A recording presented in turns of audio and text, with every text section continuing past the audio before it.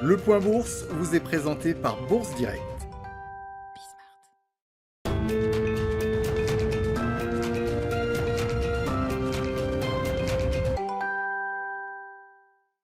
Le CAC 40 recule à la mi-journée après avoir passé une partie de la matinée dans le vert. L'indice parisien a en effet tenté un nouveau rebond porté par le relèvement des prévisions économiques du FMI hier, qui anticipe désormais une croissance de 5,5% du PIB mondial en 2021, emmenée par les États-Unis ou encore la Chine. Une tentative de rebond ce matin en lien également avec les publications de Microsoft ou de LVMH en attendant la décision de politique monétaire de la Fed ce soir, ainsi que la publication de plusieurs GAFA aujourd'hui. Sur le plan monétaire, tout d'abord, le consensus de marché anticipe une politique monétaire inchangée de la Réserve fédérale américaine alors que les discussions sont en cours sur le plan de relance proposé par Joe Biden.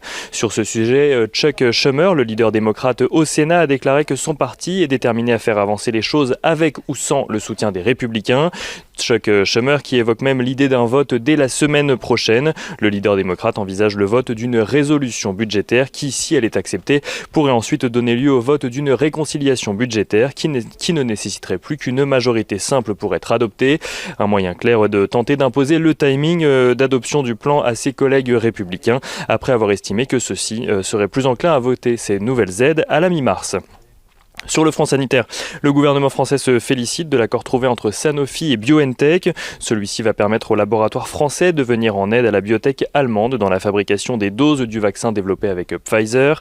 Un accord qui devrait permettre de réaliser 125 millions de doses et qui rend la commande de vaccins de l'Union européenne réalisable selon la ministre déléguée à l'industrie Agnès Pannier-Runacher, alors que des retards de livraison ont été évoqués par Pfizer mais aussi par son concurrent AstraZeneca.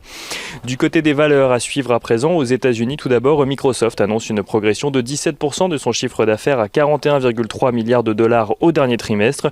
Une activité portée notamment par le travail à distance en cette période de pandémie qui lui ont permis d'équiper bon nombre d'entreprises avec son offre Azure spécialisée en cloud computing. À Paris, LVMH publie un chiffre d'affaires annuel de 44,7 milliards d'euros, limitant ainsi son recul de chiffre d'affaires à moins 17% dans la période actuelle. Le résultat opérationnel courant, lui, ressort supérieur aux attentes à 8,3 milliards d'euros. Le résultat net du groupe recule de son côté de 34% à 4,7 milliards d'euros. Le groupe, qui a notamment été porté par ses marques Dior ou Vuitton sur la période, aborde l'année en cours, donc l'année 2021, avec une confiance prudente.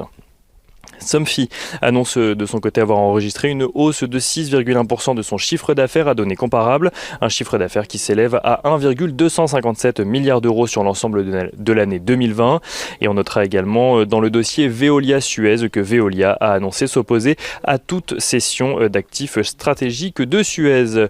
On regarde rapidement ce qui se passe du côté des matières premières tout d'abord, qui reste globalement stable par rapport à hier. Le pétrole qui voit le baril de Brent s'échanger au-dessus des $56, tandis que l'once d'or s'échange, elle, juste en dessous des $1 850. Sur le marché des changes, l'euro-dollar reste à son niveau légèrement au-dessus des $1,21 pour 1 euro. Et on notera également que le rendement des emprunts américains à 10 ans reste aux alentours des 1,04%.